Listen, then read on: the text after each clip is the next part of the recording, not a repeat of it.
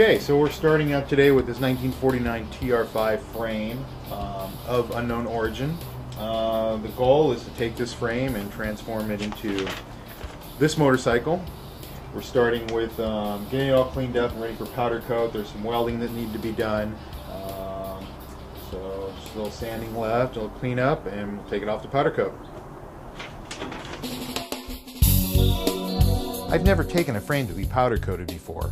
I was concerned about the steering bearing seats and threaded holes. I talked to the powder coater and they said that they can protect any surface with plugs, caps, and high temp tape. Now it's up to me to make sure that the welds are free of slag or rough spots. Sandblasting at the powder coater will remove any previous coatings and minor rust and even smooth minor pits and scratches. One coat of powder is about 3 mil, or the equivalent of about 6 to 8 coats of paint. And for a price and level of durability, the paint just can't match. This two-piece frame should cost me just over $200 to have sandblasted and powder coated. With my prep done, I'll split the frame and it's off to the powder coater.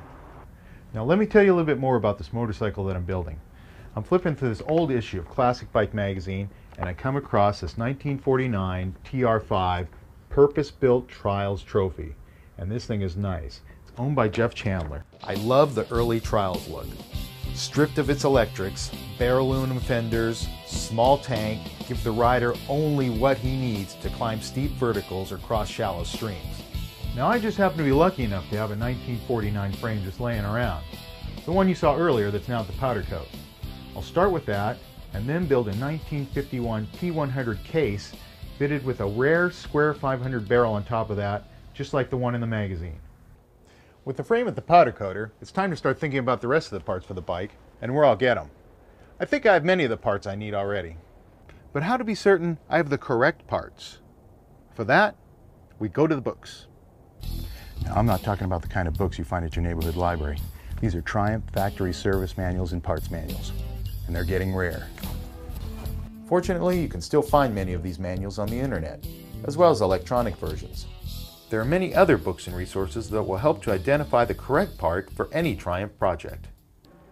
Of course, you could always check with your local Triumph shop or even an automotive museum for examples you can touch. Hey, whoops, gotta go. Next time we're back in the attic looking for parts. See ya.